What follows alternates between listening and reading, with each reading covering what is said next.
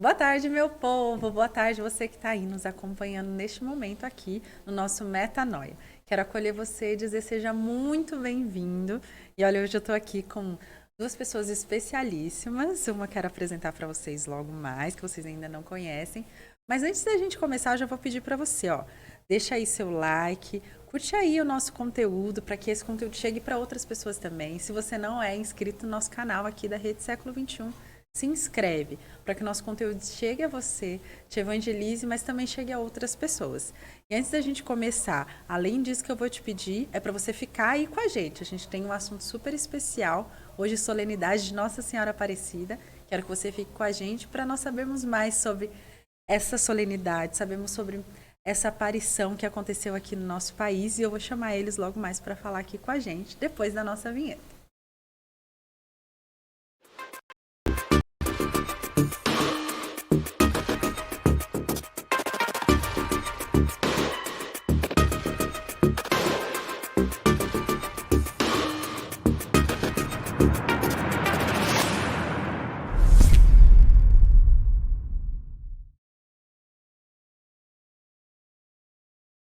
Voltamos. Olha, eu quero apresentar para vocês, começando o Padre Douglas, sua bênção, que nós já conhecemos. Deus abençoe, Tiele, Dimitri, todo mundo que está nos acompanhando nesse dia tão especial.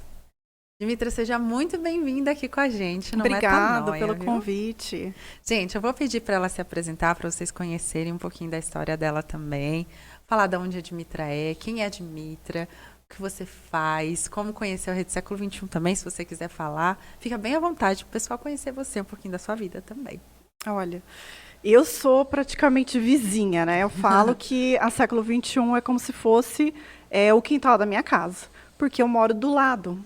Então, acaba que é uma extensão, porque sempre tem Santa Missa, você sempre está acompanhando os programas, então a gente fica apegado, né, nesse lugar que é um lugar santo. Então, traz para a gente toda essa espiritualidade.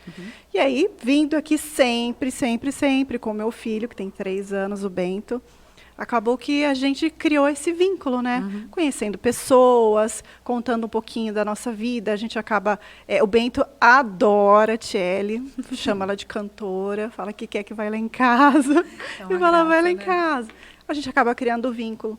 E aí, com o nosso canal de evangelização, né, que é o Casal das Graças, que a gente usa para evangelizar, começou na pandemia, porque nós sentimos a necessidade.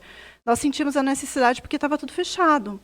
Então, nós participávamos de alguns grupos de oração e nós percebemos que faltou essa questão de trabalhar com a internet. A gente tinha o WhatsApp, então, sempre trocando alguma figurinha, alguma oração, mas a evangelização mesmo foi se passando, se perdendo. Então, para criar o vínculo, nós quisemos assim falar, olha, a família hoje vai ser a igreja doméstica, já que toda a igreja está fechada. Então, vamos aqui falar um pouco sobre essa realidade que muitas vezes ninguém comenta, né? O seu dia a dia. Porque a gente fala mais quando a gente está na igreja, às vezes a gente vai fazer uma adoração, a gente tira foto, a gente fala... Mas, no momento que você está na sua casa, na sua intimidade, fazendo a sua oração pessoal, sua família, muitas pessoas não falavam sobre isso. Então, a gente falou, vamos falar. Porque agora a nossa igreja... acabou sendo aqui, vamos trazer as pessoas para perto para mostrar como é uma igreja doméstica, né? Para falar o que a gente pode fazer. E de forma tão simples assim, né? Eu acompanho o seu canal lá, o canal de vocês. E são coisas simples assim, né? Do dia a dia de um casal, do dia a dia de uma família, mas que faz tanta diferença. E o que você falou dessa importância de evangelizar como família e colocar ali para as pessoas o que você pode viver dentro da sua realidade, né? Da realidade de cada vocação, de cada estado de vida, né? Eu acho muito bonito. E o canal tem um bom número de seguidores, assim. É perceptível a necessidade das pessoas, de pessoas que façam esse trabalho, né? De evangelização nas redes sociais. Então, é uma bênção mesmo. Parabéns. A gente tenta, assim, trazer a nossa experiência de vida. Porque como nós fomos, aos poucos, como casal, aprendendo a ter essa espiritualidade, né, do matrimônio, de você, porque cada um tem a sua espiritualidade, né, sua individualidade. E depois a gente começou a se encaixar, os dois rezando junto. Depois veio a presença do Bento na nossa família, a família junto. Então a gente quis passar também as nossas dificuldades, porque nós tivemos várias dificuldades. Então a gente mostra, ó, gente, não é todo mundo acha que vê uma família orando, uma família na internet, que foi sempre uma maravilha, que sempre é uma espiritualidade. Então a gente vai mostrando a realidade mesmo. Então eu acho que por isso que tem bastante seguidores. Porque as pessoas, elas se identificam, porque a gente tem uma vida normal, a gente tem aquela realidade mesmo. O sofrimento, problemas que nós passamos, que é o que a gente tenta mostrar.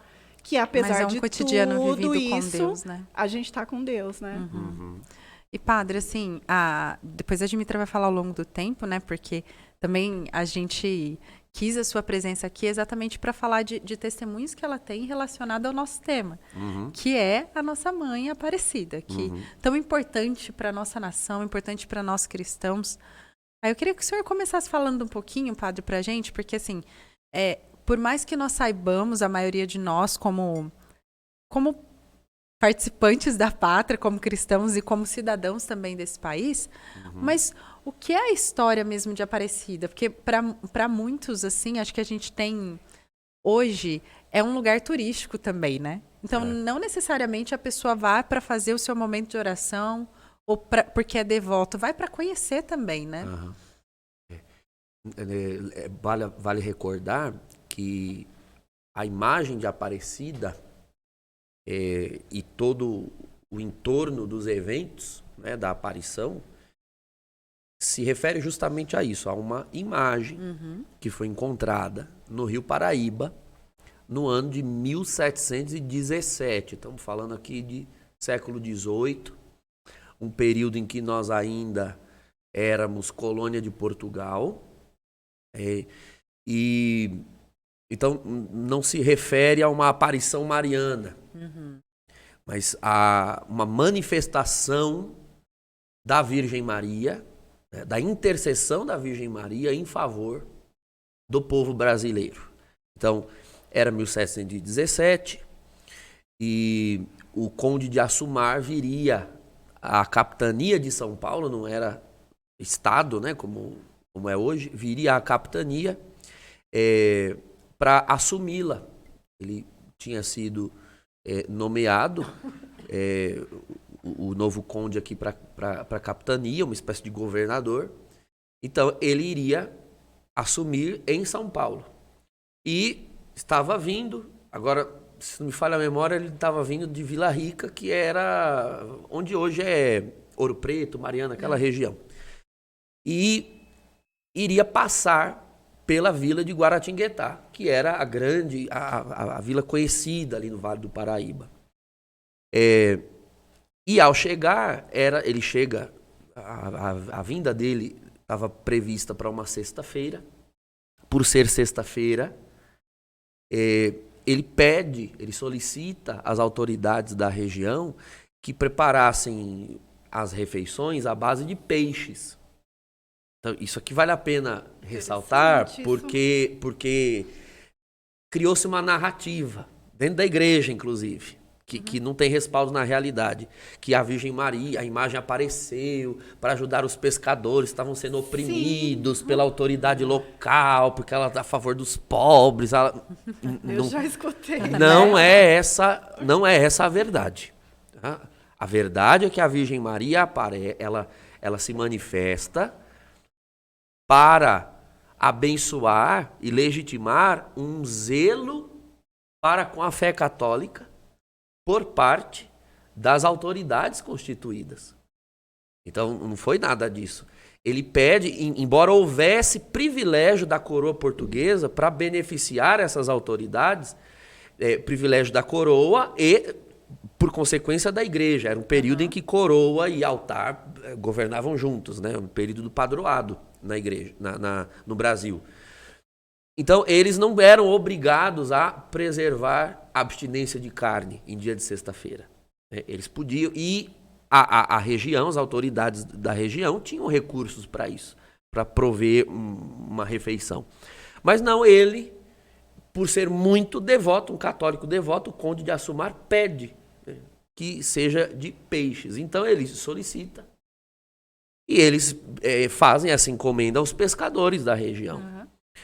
E eles vão ao rio Paraíba, aqui em São Paulo, no Vale do Paraíba, Rio Paraíba do Sul, e começam a pescaria e não obtêm sucesso. Até que vem, então, o corpo de uma imagem de terracota, só o corpo. Quem conhece aqui, né, quem tiver um dia a oportunidade de visitar o Rio Paraíba do Sul, fica logo atrás da Basílica Nossa Senhora Aparecida. É um rio, sobretudo aquele trecho, muito extenso, a margem é um rio bem grande e de correnteza bastante forte. Uhum. Então, assim, não havia a menor possibilidade racional de você puxar o corpo de uma imagem e, ao relançar a rede, vira a cabeça da mesma imagem. É algo realmente milagroso. Eles percebem que vem o corpo e a cabeça da mesma imagem e é uma imagem de Nossa Senhora da Conceição, Uhum. que, por sinal, é a padroeira de Portugal. E, portanto, era a padroeira do Brasil, porque nós estamos falando de um período em que o Brasil ainda é colônia de Portugal. Era, portanto, a imagem da padroeira local. Brasil, naquele momento, é Portugal. Padre, só perguntar uma coisinha em relação a isso, porque assim, acho tão importante o que o senhor está falando, porque existem algumas histórias aí que a gente vê na internet até, que foi se achado uma imagem que não necessariamente era uma imagem de Nossa Senhora Aparecida, que na época existiam, às vezes, senhores que faziam uma imagem de suas esposas, e aí aquela imagem era a imagem de uma mulher qualquer, que aí foi achada no rio, né? Eu achei importante o senhor falar dessa questão de que já era padroeira, né? Sim. Não era uma imagem desconhecida, Não. que passou a ser conhecida ali, né? Não. É obviamente uma imagem da Virgem Maria. Nenhum senhor mandava esculpir uma imagem da sua esposa com um anjo aos pés dela. Isso é uma coisa óbvia. Então, a imagem da Virgem Nossa Senhora da Conceição, Aparecida, que apareceu no rio aquele dia, é evidentemente uma referência ao título da Imaculada Conceição da Virgem Maria, que naquele momento ainda não era dogma de fé na igreja. Esse dogma só foi proclamado pelo Papa Pio IX um bom tempo depois, 1854, mais de 100 anos depois. Mas Portugal sempre foi, a gente chama em teologia de país imaculista, né? São aqueles países cuja a igreja local é ferrenha defensora de certos títulos marianos. Você tem Portugal, Espanha, Itália, né? Outros nem tanto, que eram mais evangelizados pelos dominicanos, como a França, por exemplo, já não era um país imaculista. Mas Portugal era, ao ponto de consagrar a nação à Imaculada Conceição da Virgem Maria. Então, o Brasil, naquele momento, colônia de Portugal, tem, portanto, também como patrona a Imaculada Conceição da Virgem Maria. E eles encontram essa imagem, deixam no barco, aparentemente identificam como, né, um golpe de sorte, né, de encontrar aquela imagem, que também não teria como naturalmente estar tão preservada, porque é uma imagem de barro terracota, e num rio de águas barrentas, como é o Rio Paraíba do Sul, numa correnteza daquela, é uma imagem que com o tempo se dissolveria praticamente, por mais que fosse cozida. Mas é realmente um sinal do céu. E na terceira vez, né, ou seja, na vez seguida que eles lançam a rede, logo após encontrar a imagem, então se dá uma grande pescaria. Vem aqueles peixes e eles entendem, então, aqueles 3 pescadores, que é o Felipe Pedroso, o Domingos e o João, eu não lembro agora os sobrenomes de todos, mas eu lembro do Felipe Pedroso porque foi aquele que abrigou a imagem na casa dele. Então, ele levou para aquela vila pequena.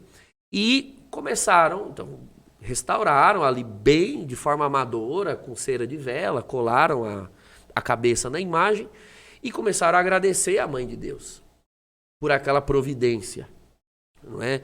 Obviamente que não haveria, né, não funcionava dessa forma, não haveria nenhuma represália, nenhuma punição, se vocês encontrarem peixe, vocês vão presos, não era disso que se tratava. Foi um pedido do Conde de Assumar. E Nossa Senhora apareceu para honrar aquele pedido, porque era um pedido relacionado a um zelo para com a fé, para com a disciplina da igreja. E o que começa a se seguir é que, na medida em que aquela imagem é venerada, essa veneração atrai uma série de sucessivos milagres. Então, tem o milagre das velas, não é, que se apagaram e depois se acenderam sozinhas. Tem o milagre do escravo, que fugindo foi em direção à imagem e as correntes se quebraram sozinhas diante dela. Tem, então, a história de milagres que foram se seguindo após a aparição daquela imagem é uma história muito extensa. E ela começa, então, a ser chamada assim, de Aparecida. Né? Que imagem? Aquela Aparecida no rio. A Aparecida no rio. Acabou que Aparecida se tornou o título, mas ele surge, a palavra Aparecida surge como um apelido, né? Digamos assim, uma referência, porque imagem de Nossa Senhora da Imaculada Conceição existiam muitas. Era uma devoção já muito popular. Sobretudo ali no Vale do Paraíba, que já tinha grande presença franciscana. Os franciscanos sempre foram os grandes defensores da devoção e do dogma da Imaculada Conceição. Vale ressaltar para nós aqui brasileiros, é importantíssimo, é o mesmo período de vida, né? É o período contemporâneo a Santo Antônio de Santana Galvão.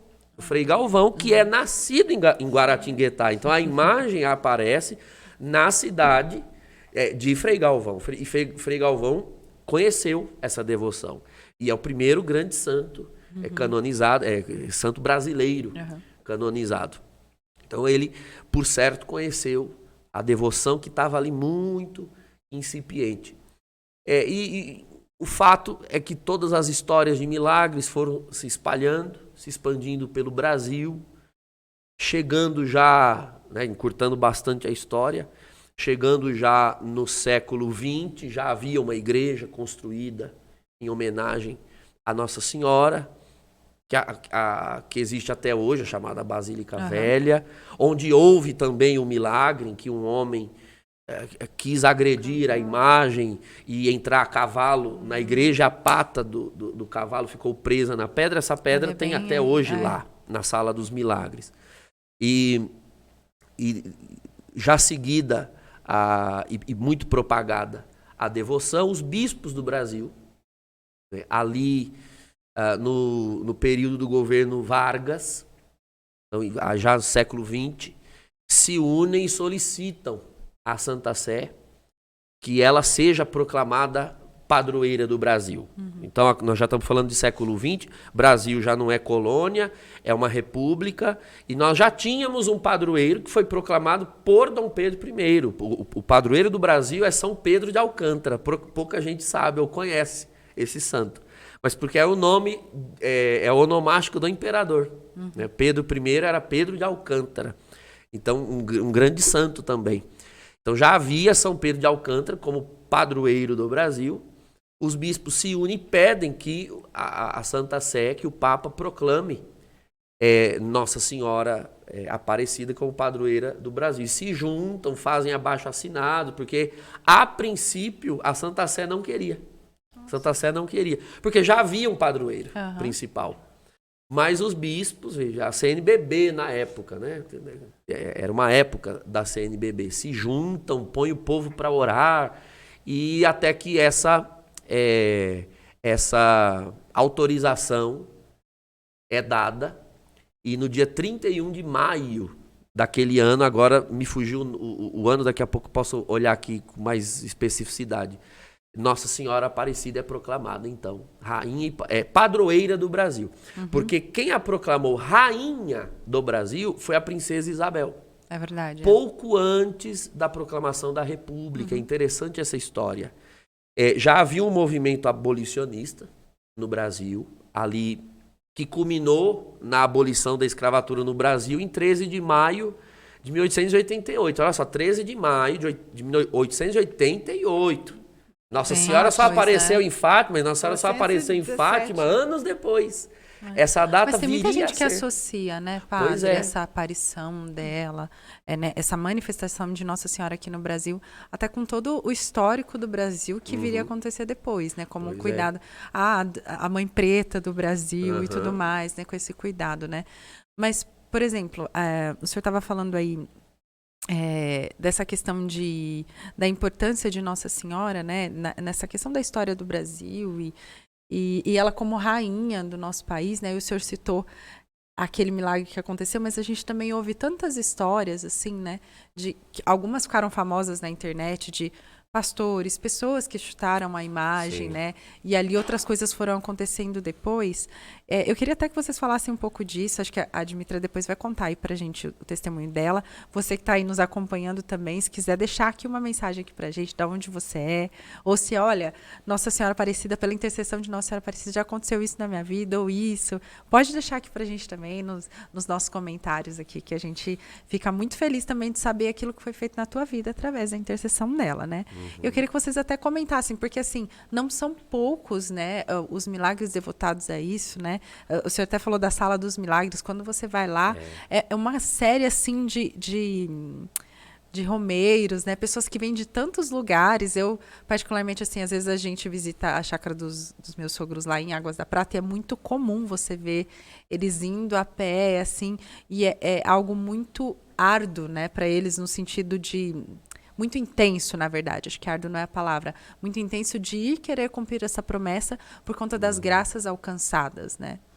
Porque quando existe amor, não há sacrifício. O amor, ele suprime o peso de qualquer coisa. Quando você vê pessoas, como existem várias, eu estou com um grupo agora de paroquianos que está indo a pé a Aparecida. Olha só. E tantos vão a pé, fazem esse caminho. Quando não reclamam, chegam né, lá, padre? Vão com tanta alegria, né? Pois é. Eu acho tão bonito Ou de chegam ver. lá, sobem de joelho, ou a passarela, ou a rampa da imagem.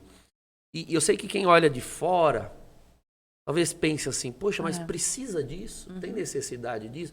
Eu me lembro que a primeira vez que eu fui a Fátima, em Portugal, eu levei um grupo de peregrinos, e tinha um casal de peregrinos que eles estavam num processo de conversão para a nossa igreja, mas eles eram evangélicos. E quiseram, inclusive, fazer a peregrinação. Nós fizemos Terra Santa, Itália e Portugal, todos santuários católicos, né? Porque eles queriam, né, e realmente aquela peregrinação foi um divisor de águas para a conversão deles. E lá em Fátima se viu que se vê em qualquer santuário mariano, inclusive em Aparecida, as pessoas indo a pé, de joelhos até a Capela das Aparições. Eles perguntaram então, mas eu cresci aprendendo que esse tipo de coisa não é necessária, porque o sofrimento de Cristo já foi suficiente, né, para os nossos pecados e etc. Eu falei, então, eu concordo.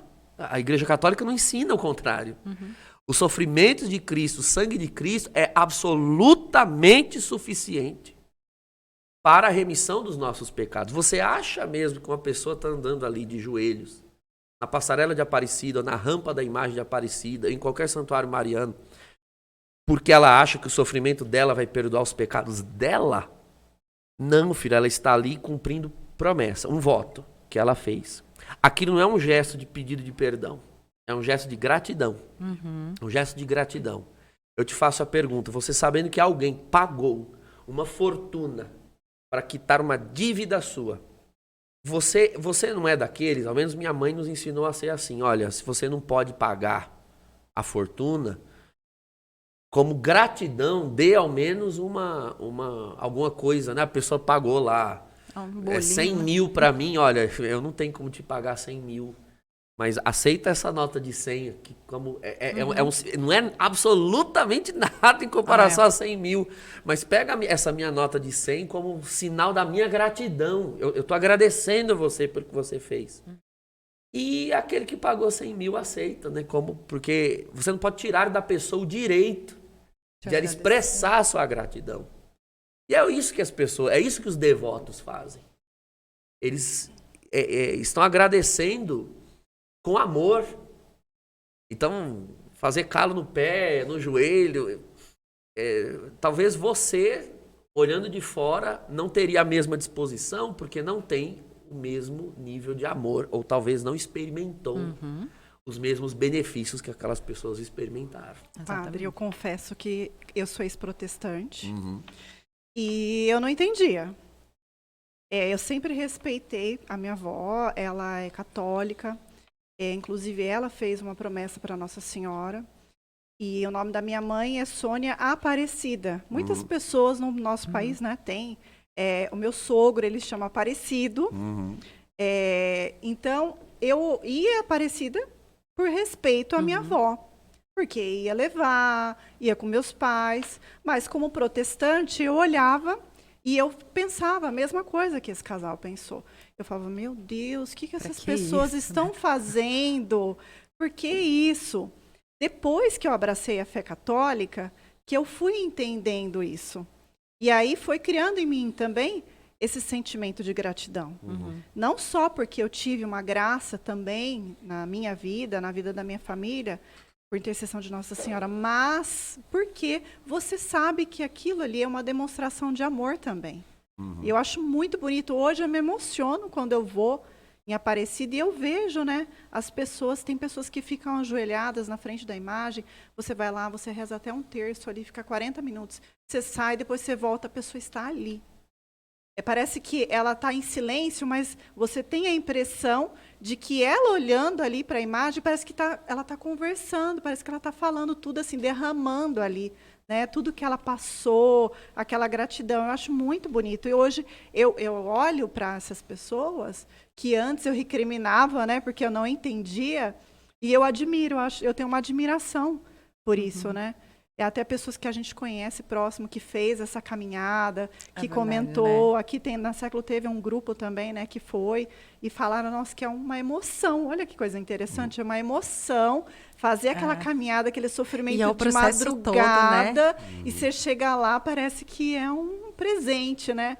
É interessante isso. Eu já escutei isso também, até tipo, desse processo da pessoa estar indo, chegando até lá, essa ansiedade de chegar para dar a gratidão, né? Para dar algo, como o padre falou, assim, mesmo aquele pequeno gesto de gratidão, mas eu escutei de outras pessoas também que nesse processo que você vai indo, parece que também é um processo de conversão, de Deus falando com você, porque igual o padre falava, assim, para muita gente às vezes é insignificante. Para que a pessoa vai a pé até a Aparecida para cumprir uma promessa? Se pode chegar lá e agradecer do mesmo jeito, já foi feito, tudo mais, né? Mas a questão é o que faz na gente, né? Até hoje, assim, não tem exatamente a ver, mas eu estava passando na frente do Santíssimo e eu sentia muito essa questão do que Deus pensa de nós nesse sentido, né? Que muitas vezes a gente acha que Deus quer algo de nós porque Ele precisa de algo de nós, né? Mas acho que Ele olha e fala assim, peraí, mas é para você. É você que precisa de mim, é você que vai ser feliz, é você que vai ser transformado, é você que vai ser mudado, né? E eu acho que esse processo só passa e vive realmente quem decide fazer, né? E aí, assim, eu até queria que você falasse um pouquinho aí pra gente, você estava falando do seu processo de conversão e das graças que foram feitas na tua vida pela intercessão de Nossa Senhora. Conta pra gente o que aconteceu. Conta pra nós, que agora a gente tá curioso. Primeiro começou por essa questão da minha avó mesmo, né? Eu, curiosa, depois da minha conversão, fiquei curiosa de saber algumas coisas, porque eu não entendia muito bem, principalmente essa questão de promessa. Ela é uma pessoa muito devota, e ela fala, sempre faço promessa, Deus me atende. E eu não entendia muito bem. E eu falei, vó, por que você colocou o nome da minha mãe de Aparecida, Sônia Aparecida? Aí ela explicou que ela não tinha filhos. Depois de um bom tempo, ela teve uma primeira filha, ela perdeu um filho, e depois ficou sem ter filhos, e ela ficou aflita. Ela falou que queria muito ter filhos. E então eu fiz uma promessa para Nossa Senhora Aparecida, que se eu tivesse um filho, ou ia se chamar Sônia Aparecida, ou ia ser o nome de um homem aparecido. E veio a minha mãe logo em seguida. E eu passando pela mesma situação. Só que assim, eu estava um pouco relutante no começo. Eu falei assim, mas será que eu vou fazer uma promessa? Mas não é Deus que dá vida? Então, você sempre estava com aquela mentalidade, né? Ainda protestante. Ainda protestante. E quando eu escutei a história da Princesa Isabel, E aí eu achei tão comovente a história dela. Falei, poxa, é uma história tão parecida com a história da minha avó, né? Tá aqui do meu lado, a minha avó dando testemunho, e eu precisei escutar a história da princesa, de tudo que ela passou, e ela, depois, né, que ela fez a promessa também, que ela não conseguia ter filhos, o presente que ela deu para Nossa Senhora, esse amor que ela tinha por Nossa Senhora, né? E a minha avó, nessa singeleza dela, nessa simplicidade dela, foi lá e falou, olha, eu vou fazer uma promessa, depois eu vou... O pessoal mais simples tem o hábito de, eu vou cortar um cabelinho da criança, eu vou pegar uma vela do tamanho da criança. Nessa simplicidade dela, ela foi lá, pagou a promessa, tudo, eu falei, eu vou fazer uma novena para Nossa Senhora Aparecida, porque a gente tinha perdido um primeiro filho, e aí, falei, vamos fazer uma novena.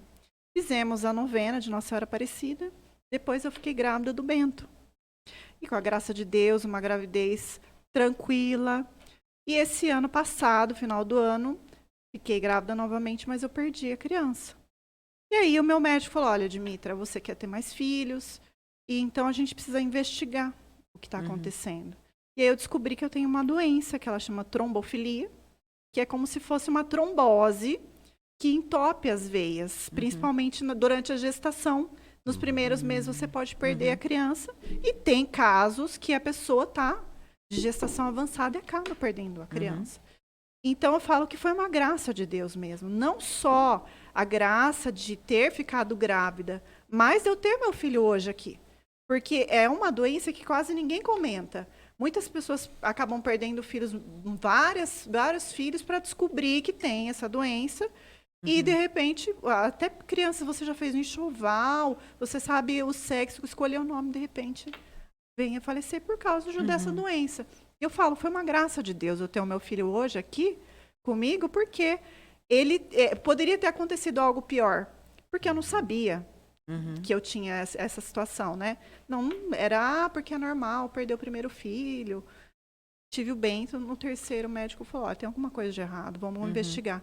Então, eu considero um milagre, eu considero que é uma intercessão de Nossa Senhora na nossa vida. E já falei para o Rodrigo que nós vamos fazer novena de novo para Nossa Senhora Aparecida. Já começamos a novena, né? Estamos no terceiro dia.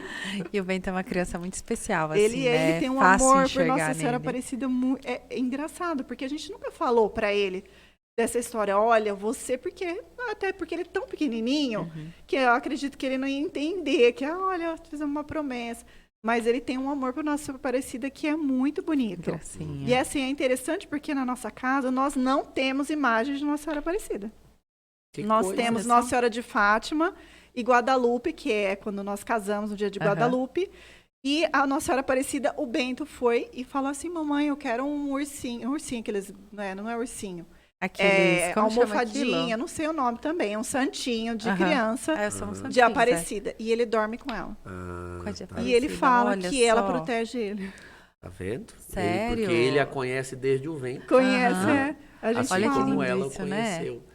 Pois é. Veja só, são dois detalhes interessantes que vale ressaltar em relação à história da devoção à Virgem Aparecida. A princesa Isabel também tinha esse problema de esterilidade e pede a Nossa Senhora Aparecida que interceda nesse sentido. E ela teve os seus filhos. E como presente ela dá a coroa. Né? A coroa dela. É verdade. Ela oferta. Quando a abolição foi proclamada dos escravos, em maio de 1888, disseram a ela as articulações ali da coroa, porque com a abolição da escravatura, os grandes barões, coronéis do Brasil perderam a sua mão de obra barata, que eram os escravos. Com isso, eles se rebelaram contra a monarquia. E foi dito à princesa Isabel, olha, com essa atitude de libertar os escravos, você vai perder a sua coroa. E aí ela disse uma frase que ficou emblemática, né? Eu posso ficar sem coroa, mas o Brasil não ficará sem uma rainha. E ela entregou a coroa da monarquia, não é que mandou fazer uma coroa só para Nossa Senhora Aparecida. ela depôs aos pés da imagem de Nossa Senhora Aparecida a coroa da monarquia brasileira. E, de fato, no ano seguinte veio a proclamação da República e a monarquia caiu, né, no golpe da República. Com aquilo, realmente, Nossa Senhora Aparecida ficou sendo a rainha do Brasil. Eu gosto de lembrar isso sempre quando eu faço as homilias do dia de hoje, de Nossa Senhora Aparecida. Que quando nós dizemos que Nossa Senhora Aparecida é rainha e padroeira do Brasil, não é só rainha no sentido espiritual, de que ela é rainha do céu, rainha dos anjos. Ok, é também por isso. Mas o povo brasileiro tem que se lembrar, ela é rainha mesmo no sentido político do Brasil. Ela é a rainha desta nação. Essa nação, em relação ao céu, ainda é uma monarquia e tem uma imperatriz aqui. Mas o senhor já está respondendo a minha pergunta, que eu ia falar assim, padre, qual é a importância que o senhor vê de tudo isso para a nossa nação? Sim. Porque assim, num quando período que a nós gente, esse é o estamos, nosso né, de tema, eleições, né? não Exatamente. queremos tocar nesse assunto, né, não é o assunto do programa. Mas é importante que todo mundo que está nos assistindo saiba disso. Olha, vamos descansar o nosso coração em Deus, porque este país tem uma rainha. E não é rainha no sentido espiritual, com certeza outros países a invocam como rainha. Ela já era invocada como rainha, padroeira em Portugal, Nossa Senhora da Conceição. Mas aqui houve, no Brasil, um ato político. Houve um ato político. A coroa da monarquia brasileira foi deposta aos pés da Virgem Maria. E não foi assim, deposta, jogada fora, a monarquia caiu, foi destituída. Não, a monarquia no Brasil ela foi transferida. Ela foi transferida do mundo social, da dimensão sociopolítica brasileira, ela foi transferida para o mundo espiritual. Transferida com um ato muito concreto. Então, lembrem-se disso, o título de rainha e padroeira do Brasil não é só simbólico ou espiritual. É fatídico, é um fato. E um outro detalhe que eu ia mencionar é que esta imagem de Nossa Senhora da Conceição, que foi encontrada no Rio Paraíba, é uma imagem da Virgem Maria grávida.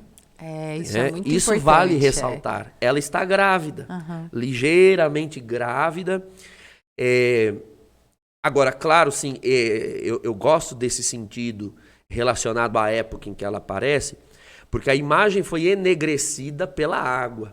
As imagens de Nossa Senhora da Conceição, ainda mais naquele período que é colônia de Portugal, elas são confeccionadas com coloração branca, de pele branca. E a água enegreceu. É sabido que naquela época existia uma atitude bastante imoral por parte de alguns senhores de escravo, na época, que adulteravam com as escravas. Eles tinham aquelas escravas que eles assediavam sexualmente e muitas delas, quando ficavam grávidas, é conhecida essas histórias, quando ficavam grávidas, esses senhores não toleravam que elas tivessem um bastardo ali dentro. Até para não prejudicar a sua imagem na sociedade e o seu casamento. E muitos mandavam decapitar essas escravas grávidas e jogar na água. Jogavam no rio. Olha só. Então existia esse tipo de atitude. Né? Era uma forma de abortar que havia na época. Quando a Virgem aparece nessa forma, uma negra grávida, eu entendo, nessa forma, eu entendo como a Virgem dando essa clara mensagem, né, de que ela está realmente do lado dos que sofrem, dos que são rejeitados, dos pobres. A mensagem dos pobres não é ideológica, é evangélica, de fato. Ela se associava àquelas mulheres, né, e quase que um anúncio escatológico, elas serão tiradas das águas, né, na vida eterna. Deus fará justiça a todo ser humano. E é um não àquela rejeição às vidas que eram geradas no ventre delas. Né? A devoção de Aparecida é um não ao aborto, porque era uma forma de abortar. Era uma rejeição àquela gravidez e não havia outra forma a não ser matando as mães para aquelas Pra crianças não matar as nascessem. crianças, né? Então, são mensagens claras do céu para o Brasil. Claras e muito fortes, né? Quando você olha para isso, para essa situação. O senhor falou da mensagem clara, e quando o senhor ia falando, eu falei assim, meu Deus, tem maior clareza que essa, da forma de como Deus quis falar com a nossa nação através de Nossa Senhora. Isso porque nem foi uma aparição, né? E olha o quanto ela falou. Sim. Fala muito. Falou na manifestação, né? E assim, padre, para ficar claro aqui pra gente, né? Só essa diferença, isso não diminui a manifestação, né? Não, de nenhuma forma. Por ter esse título de Aparecida, realmente as pessoas associam Acham que com ela uma apareceu, né? aparição. Mas de fato não foi. Mas veja, os critérios utilizados pela igreja, inclusive, para confirmar certa manifestação do céu, são justamente os milagres. Os milagres são critérios, são ainda hoje, para uma beatificação, para uma canonização, e também nas aparições todas que ocorreram, em que a igreja reconheceu que de fato ali houve algo de extraordinário, os milagres foram preponderantes.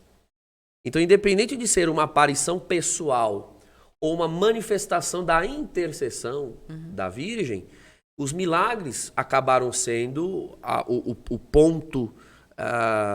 o ponto decisivo aqui. A quantidade de milagres que seguiram a aparição daquela imagem não deixaram dúvidas de que realmente, naquele momento, a Virgem Maria quis revelar-se ao país, não com uma aparição explícita, a videntes, mas quis revelar-se naquela imagem, não é? Naquele objeto, vamos assim dizer.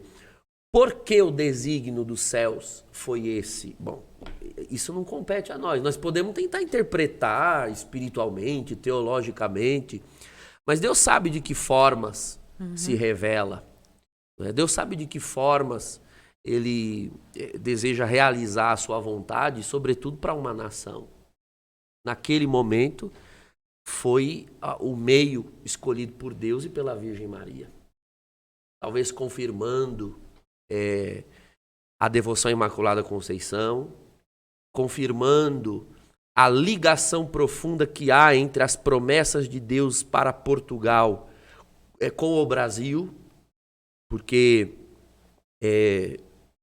considerando esses dados que eu estou dando, né, de escravidão, de mortes e etc., vale ressaltar que o Brasil, aliás, que Portugal, quando surge lá no século XII como nação, Portugal é fundado sob as insígnias da cruz, da paixão do Senhor. Se você olhar o brasão da bandeira de Portugal, tem lá 5 torres. Aquelas 5 torres são referências também a 5 condados, eu não lembro se era esse mesmo o título, né? Mas grandes condados que já havia na ponta da Península Ibérica, que constituíram a nação portuguesa, mas são, acima de tudo, referência às 5 chagas de Cristo, para dizer que Portugal será uma nação cristã até as forras. E aí, quando o Brasil é descoberto, obviamente que os portugueses têm o Brasil como uma extensão do seu território. Porque se você olha no mapa, Portugal é minúsculo, né? Portugal tinha muito desejo de expansão, mas não tinha mais para onde ir, né? Daqui para lá só tem água. De repente encontra o Brasil.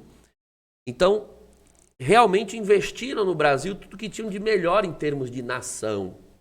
Vendem para nós muito dessas histórias de que o Brasil vieram aqui para matar os índios e vender espelhinho, trocar ouro por espelhinho e pente. Isso não é verdade. Isso não é verdade. Você pode dizer que houve certas explorações, talvez nas navegações britânicas, nas navegações holandesas, mas não nas portuguesas. Para cá, você pode pegar a carta de Pero Vaz de Caminha ao rei Dom João na época, e ele diz claramente, assim, uma parte fundamental da carta é ele destacando que os índios estavam profundamente abertos à religião.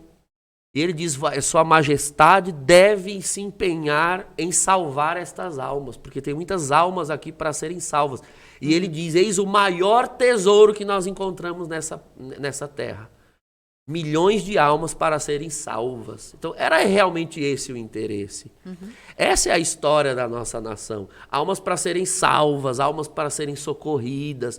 É uma terra que, desde o primeiro instante da chegada dos europeus, era alvo da evangelização e da obra divina, da obra cristã, do reino de Deus. Então, quando aparece assim, uma imagem destruída, e que ao ser consertada, prodígios começam a acontecer, é quase que uma mensagem do céu. Olha, pode haver certas destruições que o pecado causa em qualquer nação, inclusive no Brasil, mas saibam, o céu quer consertar e realizar prodígios. Um sinal da manifestação de Deus através de Maria, de quem é o Senhor daquele lugar, né? Isso mesmo. De ver o senhorio de Deus sobre esta nação, né? Isso mesmo. Que é tão manifestado tantas vezes por Deus assim, porque em quantos lugares nós vemos, né? Todos esses milagres, essa história, essa constituição que o padre fala aqui, e que se nós procurarmos nos lugares certos, a gente vai ver essa história do nosso país e olhar para isso e ver a manifestação divina sobre a nossa nação. E aí, essa importância também dos milagres ocorridos em Aparecida, através da manifestação de Maria em Aparecida, mas assim, do quanto isso é feito na vida do povo brasileiro, né? Na vida desse povo que acredita, que tem fé, pela manifestação dela, assim. E aí você veio como esse exemplo aqui pra gente, de um testemunho, mas de alguém que não só acreditou por um sonho que você tinha na intercessão de Maria, mas que eu percebo que você leva isso para outras pessoas naquilo que você faz hoje como evangelização. Como que é isso para você? Você estava contando pra gente no começo, assim, mas eu sei que a gente já tá até chegando aqui no final, mas eu queria que você falasse um pouquinho pra gente. Primeiro foi muito difícil para mim, como ex-protestante, entender o amor de Maria. Porque, na verdade, eu não entendia que existia uma mãe. E eu vejo que o nosso país, ele é um país que entendeu isso, né? O país que entendeu que existe essa maternidade, não só como rainha, padroeira, mas mãe. Então, você vê que o povo brasileiro, ele tem esse carinho, porque nós somos um povo muito amável, né? Um povo que sempre gosta de abraçar, gosta de estar a família toda reunida, acolher, né? Então, você vê que o brasileiro, ele entendeu, né? Essa função de mãe também da nação brasileira. E eu não tinha essa percepção. Porque, infelizmente, vão se quebrando algumas imagens dentro de nós, de que Maria não é a nossa mãe, que ela é uma mulher qualquer. E quando eu fui entendendo esse amor de mãe, essa escolha de Nossa Senhora por nós, porque ela escolheu nós. Quando ela deu o sim dela, ela não deu o sim dela para ela se vangloriar, pelo contrário, né? Só a pobre serva, só a humilde serva, ela deu o sim dela por nós. Porque eu tenho certeza que talvez, assim, se eu fosse estar no lugar dela para dar a vida do meu filho, eu não sei se eu daria. E ela mesma fala, né? Me proclamarão bem-aventurada todas as gerações. Então, eu não sei se eu, como mãe, hoje eu faria o que ela fez. Mas ela não fez porque ela era só mãe de Jesus, mas ela fez porque ela era mãe de todos nós. E depois eu fui entendendo esse amor dela por nós. Porque eu tinha, assim, um pouco de preconceito. Falava, nossa, isso é idolatria. Então, quando eu fui entendendo esse amor de mãe que Nossa Senhora tem por nós, é que foi se quebrando dentro de mim um orgulho, né? Porque também é um orgulho que você tem. Você fala assim, eu não preciso, né, da intercessão de Nossa Senhora, eu não preciso dela porque eu tenho Jesus e ela é uma mulher qualquer. Mas aí foi aos poucos esse amor que ela vai trazendo para o nosso coração. E aí foi que eu fui aprendendo também. É o que o padre falou aqui, é muito importante, porque eu, como ex-protestante, eu não sabia muitas coisas, porque o véu se rasgou quando eu me converti ao catolicismo. Muitas mentiras que foram contadas foram esclarecendo diante de mim. E hoje eu tenho uma concepção muito diferente de várias situações. Principalmente, por exemplo, aborto, coisas que para mim como protestante era irrelevante. E você vê que Nossa Senhora, ela é defensora, Nossa Senhora de Guadalupe, dos nascituros. Então você vê esse zelo de uma mãe mesmo que quer salvar todos os filhos, ela não quer deixar nenhum se perder. Os apelos de Nossa Senhora reza pela conversão dos pecadores. Ela está sempre preocupada com a Sempre nossa conversão e a nossa preocupada salvação, com a salvação de todos. Então, isso foi trazendo para mim esse amor, esse entendimento, né? Então, eu sempre quis passar para as pessoas que a gente tem que entender que, primeiro, Maria não é uma mulher qualquer. Não dá para explicar qual que é o conceito. É claro que o padre, com certeza, deve ter falado várias vezes isso aqui. Mas não se deixe enganar por essa mentira. Eu sou uma mulher qualquer, porque eu não daria a vida do meu filho para salvar ninguém. E, infelizmente, eu falo isso para vocês. Eu não tenho o pudor de falar. Ele, para mim, é um presente de Deus. Mas Nossa Senhora, não. Ela era uma mulher desprendida. Ela tinha uma vida toda pela frente, né, com São José. E ela falou, não, pelo plano de Deus, eu renuncio toda a minha vida. Todos os sonhos que eu tinha. Então, isso é uma coisa maravilhosa, gente. É uma coisa que a gente tem que aprender demais. E aí vem Nossa Senhora Aparecida, né?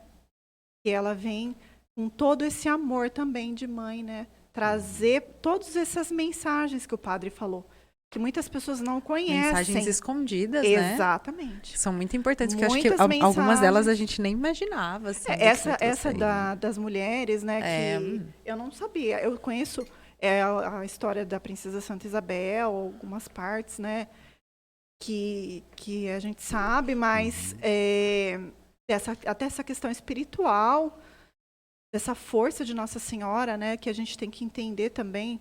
Ela é a padroeira, a rainha. E só que essa parte eu não conhecia, padre. Realmente coisas que a gente precisa entender desvelar. também. Desvelar, exatamente. É porque eu percebo que, às vezes, no discurso predicatório, para pregar na igreja, se utiliza apenas os aspectos estéticos de Nossa Senhora Aparecida. Verdade. Pequena, negra, pobre, para fazer lobby. Pegar a estética, a imagem pequena, negra e pobre, porque era de barro. E aí você pega esses elementos e aí joga uns chavões, só sociais, inclusive. E isso não é igreja. Isso não é igreja. Repare que em todas as aparições marianas, né, em todas, aqui ela escolheu se manifestar, aparecer, entre aspas, por meio de uma imagem. Mas em qualquer tipo de manifestação mariana, cada detalhe tem uma profundidade imensa, que você não esgota. Você mencionou Guadalupe, né? A imagem da Virgem Guadalupe, tudo ali tem sentido, tudo, Cada desde a detalhe, florzinha, né? a folhinha, o olho, a boca, tudo tem sentido. Então, tem que explorar mais a profundidade do que está ali. A realeza de Maria, sim, a maternidade de Maria, sim. Mas, acima de tudo, o discipulado dela, não é? Você falava, né, da dificuldade que a mãe tem. Como é que eu vou dar meu filho para a salvação do mundo? Santo Agostinho, quando comenta esse desprendimento da Virgem Maria, ele diz: o maior mérito da Santíssima Virgem não está na sua maternidade, embora seja grande mérito. Inclusive, o primeiro dogma de fé mariano na igreja foi a maternidade divina de Maria. Mas o maior mérito dela está em ser discípula. É o que a gente chama, em teologia, de conversão da Virgem Maria. Óbvio que ela não se converteu de nenhum pecado, porque ela não tinha. Mas é conversão no sentido de sair de algo que já é um patamar grande e ir para um superior. De mãe, ela se converte em discípula. Ela pega o coração de mãe e quer proteger, quer guardar para si, e ela entende que houve um momento em que a missão dela era a de mãe. Então ela protege. Você tem a Virgem protegendo no nascimento, a manjedoura, você tem protegendo logo depois, fugindo para o Egito. Então, ali é a missão materna de Maria. Mas chega o momento, quando Jesus inicia o seu ministério, que ela precisa assumir agora a missão de discípula. E não é fácil, porque a mãe está na frente para levar o filho, mas discípulo tem que estar atrás para seguir. Maria faz essa conversão. E ter que aceitar, bom, se ele escolheu ir morrer no Calvário, eu vou aceitar. A mãe não ia. Entende? Aí a mãe não. A mãe ia se debater, ia se revoltar, ia ficar louca. E a Virgem dá esse passo. Ela se converte, ela vai para trás de Jesus. E diz, não, se é lá o lugar para ir, então eu vou. E ela tá lá. João capítulo 19. E eu vou seguir, eu vou aceitar. Então, a Virgem Maria é modelo para tudo. De maternidade no tempo da maternidade e de discípula no tempo do discipulado. Esse é o grande mérito. Isso é um dos comentários de Agostinho para aqueles evangelhos sinóticos. Né? Tua mãe e teus irmãos estão aí fora. Ele diz, quem são minha mãe, quem são meus irmãos? Né? São aqueles que seguem e obedecem. E aí Santo Agostinho cita aquele outro texto que alguém da multidão diz, bendito o fruto que te gerou e o seio que te amamentou. Aí ele diz, mais bendito é quem ouve a minha palavra e põe em prática. Ele está colocando a Virgem Maria num grau de depreciação. Pelo contrário, ele está dizendo, é quase que Jesus dizendo, vocês querem louvá-la pela maternidade, né? O seio que amamentou, o ventre que gerou. Vocês tinham que louvá-la pela capacidade que ela teve de ouvir e seguir. Porque ser mãe tem o seu ônus próprio da natureza, mas a natureza faz o seu processo. Né? O organismo gera, o seio produz o leite. Tá? A maternidade é espontânea. Não é fácil, mas é espontânea. Agora, discípula, não. Tem que querer e tem que se determinar. E essa mulher se determinou. Mais felizes os que ouvem a palavra e a põem em prática. A felicidade dela está nisso. Ela ouviu e disse, eis aqui, a serva do Senhor. Ah, isso aqui tem que querer, filho. Isso aqui não é assim, né? É que a mãe, primeiro ela vira a mãe para depois descobrir que é uma, né? O exame revela. É verdade. Nossa, tô grávida. Então, ou seja, é tão espontâneo que não chega a ser um esforço da mulher. Né? A própria a natureza da relação sexual faz isso espontaneamente. Agora, discipulado, não. É uma exigência e a Virgem a atendeu à altura. Esse é o grande mérito dela. Nossa, a gente está aqui terminando nossa metanoia, mas depois dessa mensagem eu ia falar assim, padre, deixa uma mensagem pra gente. Tá aí. Tá aí essa mensagem vamos linda. olhar para ela e aprender. E aprender. É simples assim. O Raniero Cantalamessa, naquele livro, ele tem um livro sobre a Virgem Maria, a imagem da igreja. E ele diz isso, né? Se você pudesse pegar a igreja toda de 2000 anos, mártires, virgens, apóstolos, dons, carismas, pegar tudo isso, juntar numa coisa só e fazer uma imagem, o que você teria? A Virgem Maria. Que lindo, né? Ela é a imagem da igreja. Por isso, nenhuma igreja católica no mundo existe sem a imagem da Virgem Maria. Justamente para evitar, olha só, o que o mundo protestante não percebe, né? É para evitar a idolatria. É para evitar que cada um tome o seu caminho em direção a Jesus. Não, o caminho é esse aqui. Olhe para essa mulher aqui. Olhe para essa mulher.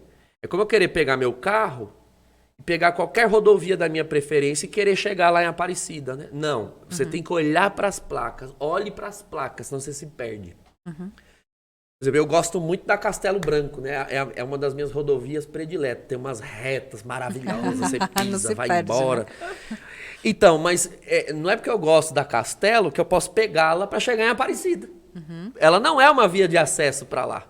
É uma comparação que eu estou fazendo. Eu quero ir para o céu, mas eu tenho que olhar para os caminhos seguros. Então, olha a Virgem Maria, caminho seguro.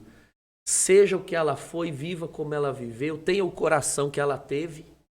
e você não vai chegar em outro lugar que não em Jesus Cristo. É aquela história, nem tem como, né? Porque ela não faz outra coisa senão levar a gente a Cristo. Então, assim, eu quero agradecer, Dimitra, você aqui. Obrigado, sua Dimitra. presença, viu? Obrigada Uma alegria você para pelo nós, né, convite. Lindo o seu Padre? testemunho e fazemos votos que realmente Nossa Senhora conceda o desejo do coração de vocês. Amém. Orem por Amém, mim. amém, amém. Vamos orar. Gente, muito obrigada, Padre, sua bênção, como Deus sempre, abençoe, aqui abençoe a estamos. todos. Obrigada por nos acompanharem aqui, mais esse Metanoia, pedindo a intercessão de Nossa Senhora, para que Deus nos abençoe, que seja sempre frutuosa a nossa vida, cheia do desejo de amarmos a Cristo, como Maria pode muito bem nos ensinar a amar. Deus nos abençoe. Que pela intercessão da Santíssima Virgem Maria, Nossa Senhora da Conceição Aparecida, Rainha e Padroeira do Brasil, abençoe-vos o Deus Todo-Poderoso, o Pai e o Filho e o Espírito Santo. Amém, Amém. amém. Deus abençoe todos nós e guardo vocês na próxima semana. Fiquem com Deus.